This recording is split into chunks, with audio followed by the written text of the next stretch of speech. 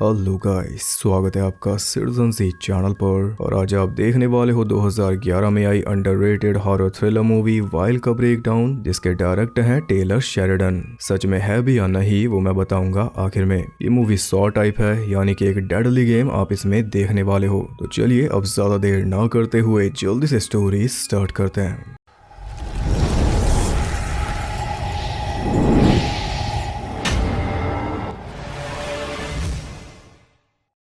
Movie के start में हमें महात्मा गांधी का एक कोट दिखाया जाता है। फिर उसके बाद हम एक आदमी को ऑपरेटिंग टेबल पर बंधा हुआ देखते हैं, लेकिन सर्जरी के बजाय उसे टॉर्चर किया जा रहा था। सर्जन ने उसकी छाती को चीरा, फिर उसमें अच्छी तरह नमक भर दिया, जिससे वो आदमी बुरी तरह तड़पने लगा। उसके सर में से कोई केमिकल निकल रहा था जिसे वो सर्जन जमा कर रही थी। उस आदमी को तब तक टॉर्चर किया गया जब तक वो मर नहीं गया। फिर उस केमिकल से सर्जन ने कुछ गोलियां बनाई और बड़े सेफली उन्हें स्टोर करके रख दिया, जिससे पता चलता है कि ये काफी ज्यादा कीमती हैं। ये था मूवी का इंट्रो।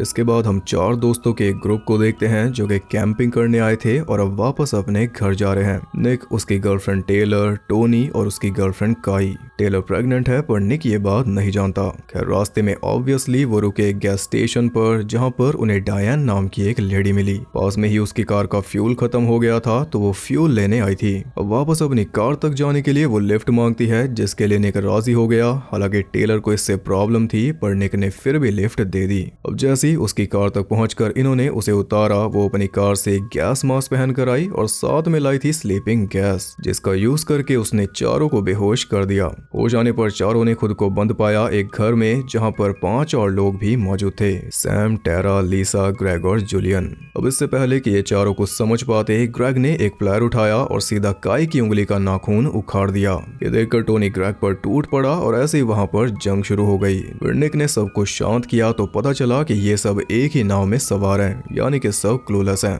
ग्रेग ने काई का नाखून उखाड़ा वीडियो की वजह से। कौन सी वीडियो? वो दिखाने के लिए उन चारों को वो ले गए ऊपर, जहां पर 22 घंटे का टाइमर चल रहा था। वीडियो प्ले हुई तो उसमें एक लेडी बताती है कि इन सब की गर्दन पर एक डिवाइस लगा है, वो इनके दिमाग से निकलने वाले कुछ खास केमिकल्स को जमा करेगा और वो केमिकल्स तभी निकलेंगे जब इन्हें दर्द होगा। इनके पास 22 घंटे हैं, कैसे भी करके बार को 100% फिल करो, तभी यहाँ से जा पाओगे। अगर टाइम रहते ऐसा ना कर पाए तो इनके साथ क्या होगा, वो तो टाइम खत्म होने पर अपने आप पता चल जाएगा। मूवी के इंट्रो की अहमियत अब आप समझ गए होंगे। इन सब की गर्दन पर एक डिवाइस लगा है, जिसके अंदर एक जार है। वो जार इन्हें फिल करना है अपने दिमाग से केमिकल्स निकालकर, और दिमाग वो केमिकल्स तभी निकालेगा जब बॉडी को एक्सट्रीम पेन होगा।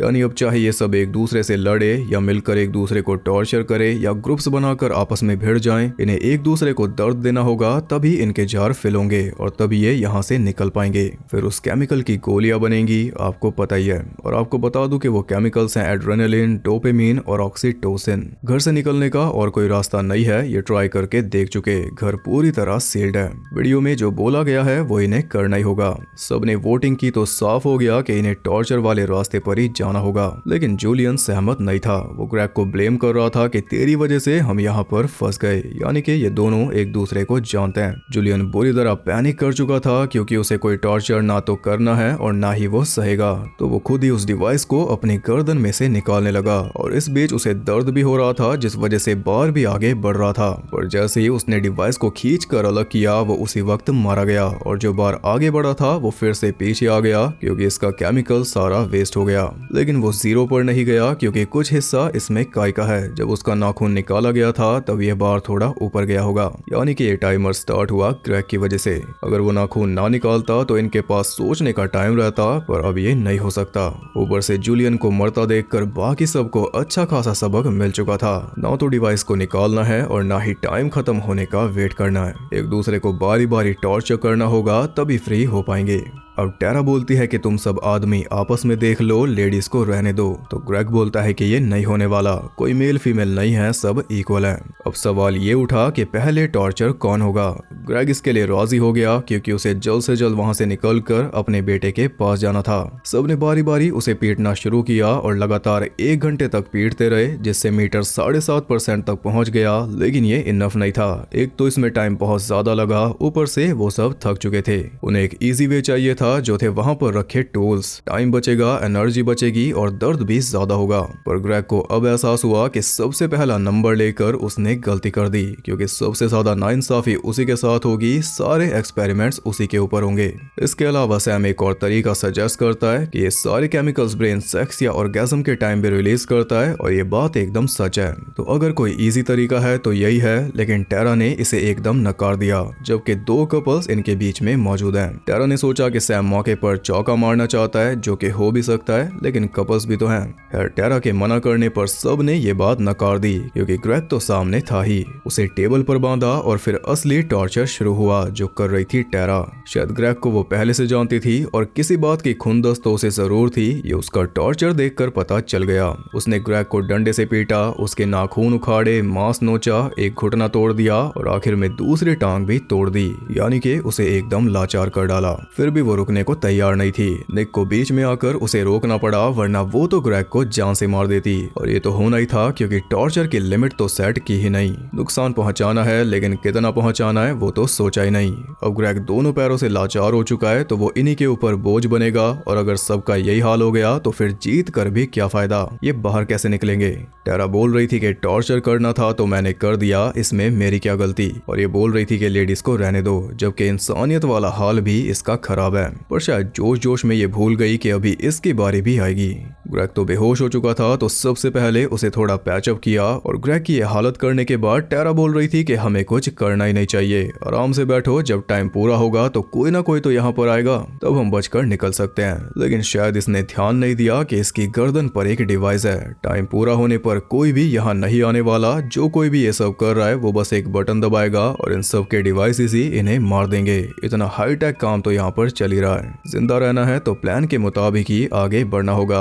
अब फिर से वही सवाल उठा के अगला कौन। सबका मन तो कह रहा था टेरा, लेकिन ये अनफेयर हो जाता, सब टेरा की तरह थोड़ी ना है। इसके लिए काई ने किचन में जाकर एक प्लेट फोड़ी, फिर उस प्लेट के टुकड़ों पर अपनी नाखून निकली उंगली से नंबर्स लिखे, फिर सबने एक एक पीस उठाया और कुछ इस तरह सबकी बारी सेट हो गई। सबसे आखिरी और सबसे लंबा पीस उठाया सैम ने, जिसपे ऑब्वियसली एक लिखा था। ये तो कॉमन सेंस है कि सबसे लंबे पीस पे एक ही लिखा होगा, इसलिए किसी ने उठाया नहीं। निक का नंबर था सेकंड, टेलर का फोर्थ, टोनी का सिक्स्थ, काई का सबसे लास्ट, जो कि ऑब्वियस है क्योंकि उसी ने नंबर लिखे तो उसे पता ही था कि 7 कौन से पीस पे है। वो पीस भी सबसे हटके है। लीजा का नंबर है थर्ड और टेरा का फिफ्थ। सबसे पहले सैम की बारी आई, और इस बार एक रूल भी सेट कर दिया गया कि कोई भी अनैतिक टॉर्चर नहीं करेगा, यानी हाथ पैर नहीं तोड़ेगा, आंख नहीं फोड़ेगा, फेस को नुकसान नहीं पहुंचाएगा। ये सब बेसिक चीजें जो सिर्फ टेरा को नहीं पता। इसके अलावा एक लिमिट भी सेट कर दी कि हर पर्सन के अंदर से 6% निकाला जाएगा, यानी कि बस इतना ही टॉर्चर किया जाएगा जिससे बार 6% आगे बढ़ जाए। सबका नंबर लगने के बाद इन्हें एक एक बारी और लेनी होगी, यानी टॉर्चर का सेकंड राउंड भी होगा, तभी बार पूरी तरह फिल हो पाएगा। इस तरीके से हर एक पर्सन को ब्रेक भी मिल जाएगा, जो कि ग्रेग को नहीं मिला। फिर सैम अपनी बारी के लिए रेडी हो रहा था तो उसकी बॉडी पर और भी कई सारी चोटों के निशान हम देख पाए। उसके पेट पर गर्मा गर्म आयरन रखी, जिससे ऑलमोस्ट काम पूरा हो चुका था, बस थोड़ा सा रह गया था। तो उसने खुद बोला कि नाखून उखाड़ दो। निक ने 2 नाखून उखाड़ दिए और उसकी बारी पूरी हो गई। ना वो चीखा ना चिल्लाया। ये देखकर बाकी सबको भी हिम्मत मिली। वैसे भी सारी अकल अभी तक यही दे रहा था, वरना ये सब तो आपस में ही लड़कर मर जाते। खैर अब बारी थी निक की, इसलिए टेलर परेशान थी, पर उसके पास थोड़ी ऑक्सी पिल्स थी, जिसमें से कुछ उसने खुद खा ली और कुछ खिला दी निक को, ताकि उसे ज्यादा सफर ना करना पड़े। पर यही तो सारा पॉइंट है, दर्द होगा तभी तो मीटर चलेगा। अगर दिमाग ही सुनकर दोगे तो फिर टॉर्चर का क्या फायदा, केमिकल्स तो बनेंगे नहीं। ये सब टेलर ने नहीं सोचा, बस गोलियां खिला दी, जिससे निक अपने होशो हवास में नहीं रहा। उन्हें यह भी चिंता थी कि ग्रेग को यहाँ से कैसे निकालेंगे। तो टेरा बोलती है कि इसकी क्या जरूरत है, हम उसे क्यों निकालें, जब टाइम आएगा तो हम उसे छोड़कर चले जाएंगे। और टेरा की बात से सभी सहमत हो गए, सिवाय टोनी के, और निक को तो होश ही नहीं था। टेरा तो पक्का ग्रेग को मारना चाहती है, उसे अधमरा भी खुद किया और अब उससे पल्ला भी झाड़ लिया।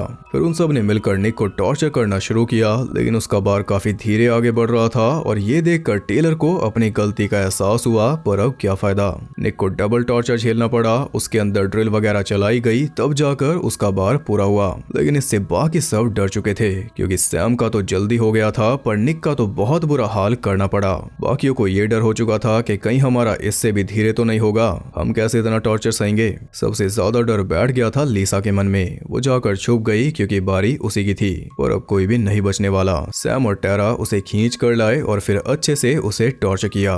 इसी बीच निक भी अपने सेंसेस में आ चुका था और वो टेलर से नाराज भी था। तब टेलर उसे बता देती है कि वो प्रेग्नेंट है और ये सारी बात सुन लेती है टेरा। अब टेलर की ही बारी थी, लेकिन उसकी जगह निक टॉर्चर होने को तैयार था। जो पिल्स बची थी वो निक ने ग्रेग को दे दी क्योंकि उसे इस सबसे ज्यादा जरूरत थी, और इसमें भी टेरा टांग अड़ा रही थी तो टोनी ने मुक्का मारकर उसे बेहोश कर दिया। निक ने ग्रेग से वादा किया कि मैं तुझे छोड़कर नहीं जाऊंगा। अब निक दोबारा टॉर्चर होने के लिए तैयार था, जबकि हालत उसकी पहले से खराब थी, इसलिए टोनी और काई बीच में आ गए। वो दोनों टेलर का साथ देंगे, यानी कि तीनों एक साथ खौलते हुए पानी में अपने हाथ डालेंगे, तीनों का 6% होने तक। तीनों रेडी थे, लेकिन एंड टाइम पर काई पीछे हट गई, पर टोनी और टेलर अपना पार्ट करते रहे। एक बार करने के बाद उन्होंने वही हाथ दोबारा अंदर डाले और तभी वहां पर आ गई टेरा। उसने एक चाकू से टोनी को स्टैब कर दिया, जिस वजह से वो सारा खौलता हुआ पानी टोनी के ऊपर गिर गया और इससे मीटर काफी आगे बढ़ गया होगा। लेकिन टेरा के इरादे कुछ और थे। वो टोनी को जान से मारना चाहती थी। वो तो सही टाइम पर निक ने आकर उसे काबू कर लिया। इस सब के बाद बार पहुंच चुका था 48% के पास और टाइम बचा था 5.5 घंटे। पर मेन बात यह है कि अब बारी थी टेरा की, जिसे तारे दिखाने के लिए हर कोई तैयार बैठा था। अब बात 6% से काफी आगे जाएगी। सबने वोटिंग कर ली। जो तब से टेरा खुद कर रही थी, अब वही अपने साथ होता देखकर वो बौखला गई। उसने एक टूल लिया और काई के गले को चीर डाला, जिससे काई मारी गई और उसका केमिकल वेस्ट होने से मीटर नीचे आ गया होगा। ये देखकर टोनी का मन कर रहा था कि टेरा को जान से मार दे, पर निक ने उसे रोक लिया क्योंकि ये बेवकूफी होगी। टेरा को मार दिया तो इन्हें और ज्यादा टॉर्चर सहना होगा, उसके हिस्से का भी। इससे अच्छा है कि गुस्सा उसी के ऊपर निकाले बिना उसे मारे। जस्टिस करने का सिर्फ यही एक तरीका है और इससे इन्हें फायदा होगा। टोनी इसके लिए मान गया, लेकिन एक शर्त पर कि टॉर्चर वो करेगा। एक रेंच से उसने टेरा का गला डैमेज किया, फिर एक ग्रेटर से उसकी खाल को कद्दूकस किया और ये सब ऐसे ही चलता रहा जब तक वो बेहोश नहीं हो गई। तब तक मीटर जा चुका था 85% के पास, पर टाइम भी अब बचा नहीं। सिर्फ 1 घंटा है बार को फुल करने के लिए। बचे हुए 5 डिसाइड करते हैं कि वो सब अपनी कॉलर बोन्स तोड़ेंगे। उससे इतना दर्द होगा कि और कुछ करना ही नहीं पड़ेगा, मीटर फुल हो जाएगा। टोनी ने रेंच लिया और एक एक करके सबकी कॉलर बोन तोड़ दी, पर टेलर की बारी पे वो रुक गया। तब निक ने टोनी की तोड़ी, जिससे मीटर फुल हो गया। अब एक नई वीडियो प्ले हुई जिसमें वो लेडी बता रही थी कि तुम सब जीत गए। अब ऊपर वाले रूम में जाओ, वहां पर एक रिट्रैक्टर है जो तुम्हारे डिवाइस में से केमिकल वाली वाइल को निकाल देगा और तुम यहाँ से निकल जाओगे। ये सुनकर उन सबको राहत मिली। सब एक एक करके अपने वाइल्स निकलवाते रहे और साथ वाला दरवाजा उन्हें बाहर भेजता रहा। लिसा, सैम और टेरा तो निकल गए। काई की बॉडी को भी निकाल दिया, जिसके बाद निकला टोनी। पर निकलते ही टोनी चिल्लाने लगा, जिससे निक को शक हुआ। टोनी के पीछे वो भी चला गया और जाते ही उसने देखा कि सभी के सभी मर रहे थे क्योंकि उन्हें मार रहा था सैम। टोनी को स्टैब करके वो एक रूम में भाग गया।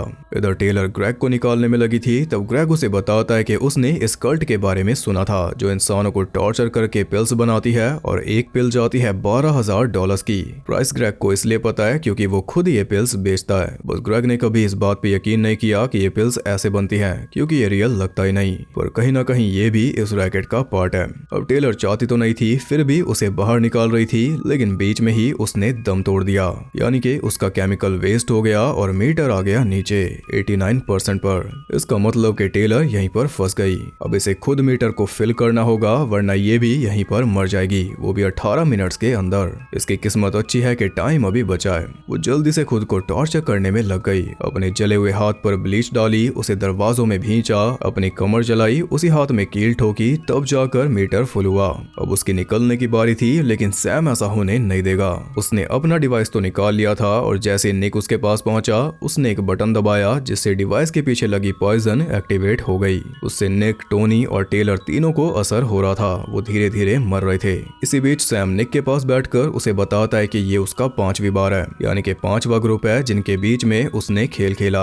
आपको याद होगा कि यही सारे आइडियाज दे रहा था। इसी की वजह से वोटिंग हुई थी। यही स्मूथली सब कुछ चला रहा था और ये कोई मालिक नहीं है, बल्कि सिर्फ एक नौकर है। जिस बीच वो ये सब बता रहा था, निक अपनी तैयारी कर रहा था। वो एक स्क्रू ड्राइवर साथ लेकर आया था, जिससे अटैक करके उसने सैम को जान से मार डाला। फिर वहाँ पड़ी दवाई ली जिससे उसकी जान बच गई। इसके बाद टोनी को भी वो दवाई दी, लेकिन गोली निकलने से पहले ही वो मर गया।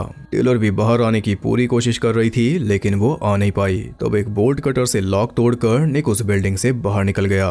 फिर हम आते हैं कुछ टाइम आगे, जब निक एक डायनर में बैठा था उसी गैस स्टेशन के सामने, और वो वेट कर रहा था डैन का। जैसी वो आई, निक ने उसका पीछा किया। ये वाला शिकार तो डैन के जाल में फंसा नहीं, पर वो निक के जाल में जरूर फंस गई। उसे बेहोश करके निक ने कार में डाला और फिर उसे लेकर चलता बना। इसी के साथ ये मूवी होती है खत्म। अब वो डैन को टॉर्चर करेगा और उसके जरिए बाकी लोगों तक पहुंचेगा जो भी इस रैकेट को चलाते हैं। वो अपना रिवेंज लेगा उन लोगों से जिनकी वजह से उसकी गर्लफ्रेंड और बच्चा मारे गए। मूवी टेंस तो जरूर है, सब कुछ एक सिस्टम से चल रहा था, पर कहीं ना कहीं हम ये बात जानते थे कि आगे जाकर सब कुछ बिगड़ जाएगा, और वही हमें देखना था कि तब क्या होगा। हालांकि सैम ने जो ऑर्गेज्म वाली सलाह दी थी वो सही थी, पर माहौल के हिसाब से किसी को जमी नहीं। वैसे तो इसके डायरेक्टर की जगह पर नाम आता है टेलर शेरिडन का, जिस हिसाब से ये टेलर की डेब्यू मूवी होनी चाहिए, लेकिन टेलर अपनी डेब्यू मूवी बताते हैं विंड रिवर को। उनका तो साफ कहना है कि मैंने ये मूवी डायरेक्ट नहीं की। उनका कोई दोस्त ये मूवी बना रहा था तो टेलर ने बस उसकी हेल्प की थी। बदले में उस दोस्त ने डायरेक्टर की जगह पर टेलर का नाम डाल दिया, जिससे उस टाइम तो टेलर को भी अच्छा लगा था, पर बाद में बड़ा नाम बन गया, इसलिए अब अच्छा नहीं लगता। अब वो इस मूवी को पूरी तरह डिसोन करते हैं। यह है पूरा मैटर। बाकी आपको ये मूवी कैसी लगी कमेंट करके जरूर बताना। इसे देखकर आपको कौन सी मूवी याद आई वो भी बता देना। और इस चैनल पे 500 वीडियोस पूरी हो चुकी हैं, जिसका मुझे पता भी नहीं चला, पर इन 500 वीडियोस को मैंने पूरी जी जान से बनाया है, तो मेरे लिए काफी बड़ी अचीवमेंट है। आई होप आपने भी ये सफर एंजॉय किया होगा, हिंदी वाला। और काफी लंबे टाइम के बाद किसी वीडियो में गैस स्टेशन आया, वरना मैं तो मिस करने लगा था। अगर आप भी मिस कर रहे थे तो वीडियो को लाइक कर देना, और ऐसी और इंटरेस्टिंग वीडियोस देखने के लिए चैनल को सब्सक्राइब करके बेल नोटिफिकेशन को ऑल पर सेट कर लो, ताकि नोटिफिकेशन आपको सिस्टम से यहाँ पर लाती रहे। और ज्यादा कनेक्टेड रहने के लिए आप मुझे इंस्टाग्राम पर फॉलो कर सकते हो, वहां आपको बहुत कुछ जानने के लिए मिल जाएगा, और साथ ही बाकी जगहों पर भी, जिनके लिंक्स आपको मिल जाएंगे नीचे। मैं आपसे मिलूंगा अगली वीडियो में, तब तक के लिए सबको बाय।